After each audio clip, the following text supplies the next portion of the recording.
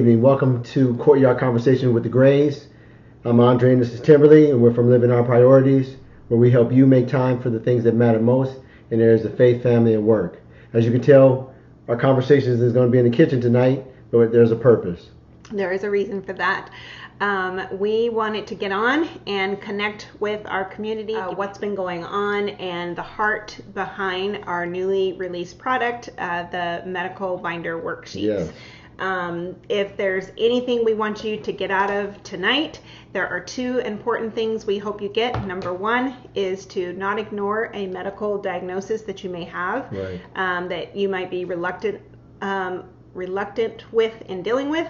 And number two, take the necessary steps, take the time to organize your information for yourself as well as for others. And we hope by sharing our story tonight will help resonate or inspire you to do the things that you need to do for your medical care. Amen. So as you can tell, we are in our kitchen. As Andre said, there is a reason for that.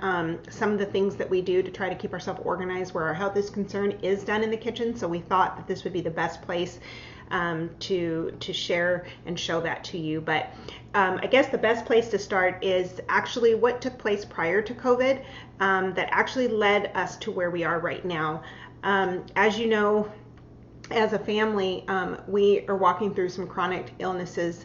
Andre was diagnosed with Parkinson's in 2013. And I think it was 2007 or 8, I was diagnosed with rheumatoid arthritis. And about 4 or 5 years ago, our daughter was diagnosed with an autoimmune. And so walking through these things is not new to us. This is something we have done for quite some time. But actually it was, I think, in November, I was diagnosed with an adrenal insufficiency. And if you're not familiar with what that is, it's my body not producing the amount of cortisol levels that you need. So a person, normally, the way the doctor explained it to me is a person that wakes up requires like 7 milligrams of cortisol to wake up, and my body has like 3. And wow. So it was causing like my blood sugar to go significantly low, like in the 20s and the 30s. And not necessarily because I have a blood sugar problem, but because there's a cortisol problem. And so that particular diagnosis, it wasn't even about getting that diagnosis. It was about them telling me I needed to wear a medical bracelet. I was not having that. I was very reluctant. I was hesitant. It did not settle well with me. And somewhat defiant. Yeah, and I was defiant. I was, because I wasn't ordering it. I felt like I had worked so hard to come off of steroids from rheumatoid arthritis that I felt like them telling me that I needed to be on the steroids. I needed to be on an increased amount of steroids.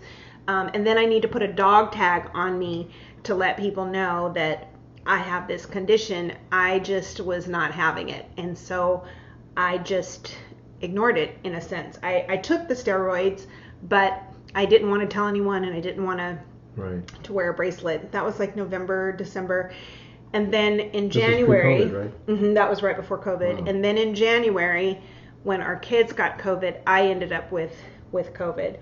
And when I went to the doctors the first time, I didn't even tell them that I had this adrenal insufficiency. And the reason that's important, when they told me the reason I need to wear a medical bracelet is because in the event that I'm sick, it's important for medical personnel to know that I have that condition, because they need to administer more steroids than they would for the average person, especially if you're sick. I'm not already producing what I should. It's worse if you're sick. So when I went to urgent care the first time, I didn't even tell them. I completely forgot about it. Again, I was defiant. And then the second time I ended up back in urgent care with COVID, I remembered and told the doctor, and immediately he was like, okay, we have to give you this steroid shot and all these things. So when I came home, I started to feel a little better with the extra steroids, but I did speak to my endocrinologist, and she did say, if this gets worse, you need to go to the emergency room and they need to administer this steroid through IV. Well, just a few days after, I ended up passing out right here in the kitchen. And I'll let Andre tell you what that experience was like for him. Our daughter, I know she came downstairs and mind you, myself and our kids have COVID. She came downstairs, wasn't feeling well herself, throwing up, and so I was tending to her, and all I remember is telling her, Trinity, I'm not feeling very well. So all of a sudden I hear this yelling in the middle of the night of Trinity calling Brandon and I.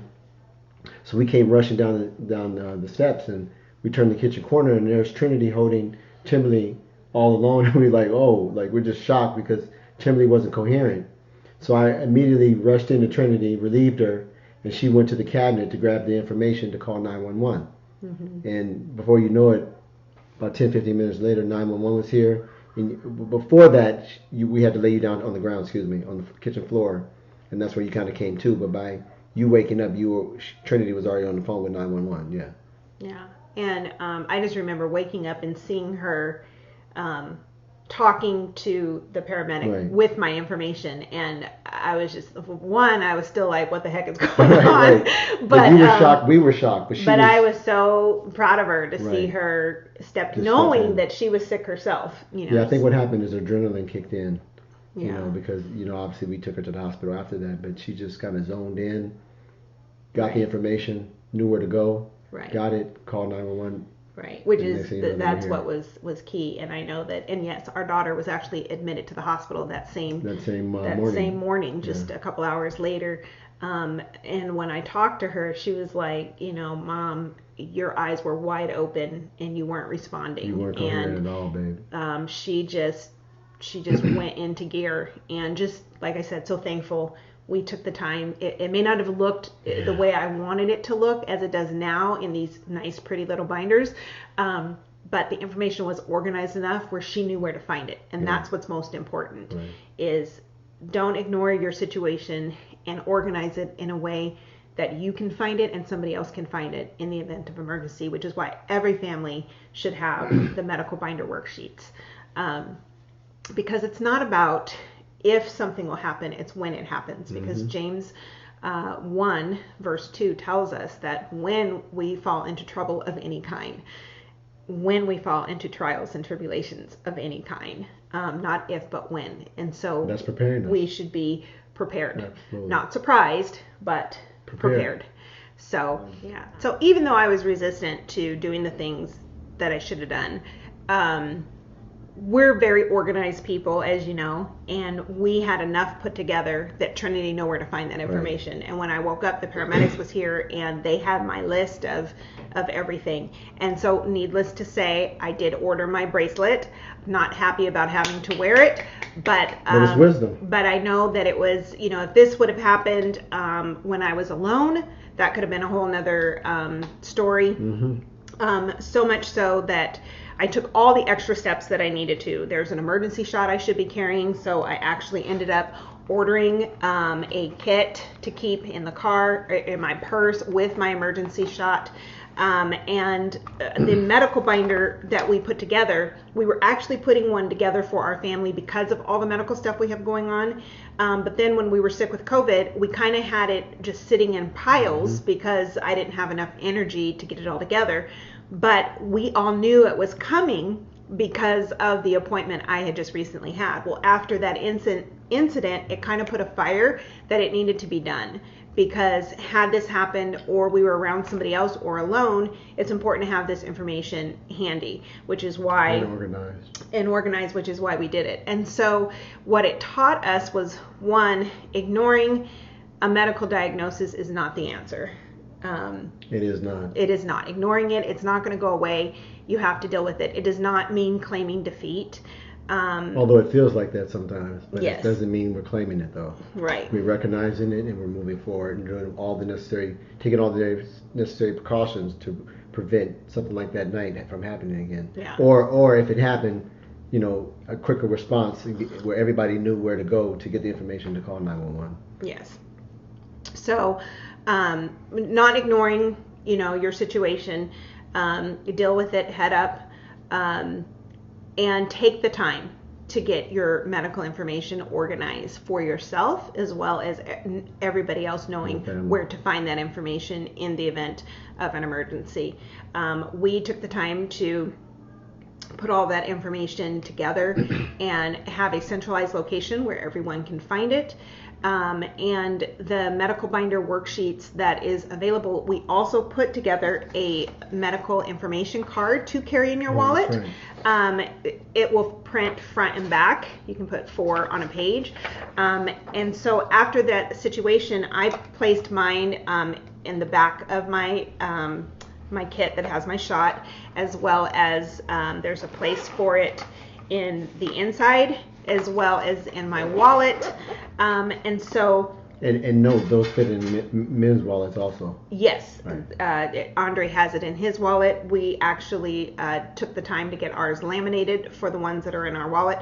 But we're sharing that to say that we realized how important it is, as organized as we are, we realized how important it is to gather that information. Just yesterday, I had to go in for some more testing, and I took my binder with me because they needed dates of certain things that I'm not going to remember. Right. Even having COVID the first time, I completely forgot about that new diagnosis that was pivotal for them to know. And so we just hope that by sharing our story, that we help inspire you to deal with these things. We know that having to deal with medical things can be overwhelming.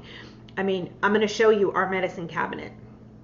You talk about frustration. This is why I was so frustrated with that diagnosis, because I did not want to add another medicine to our regimen. And I have tried so hard over these last 10 years to beat rheumatoid arthritis. And so to be handed this was it was defeating. That's why I was defiant. I was like, I'm not going to wear a dog tag. I'm not going to do it.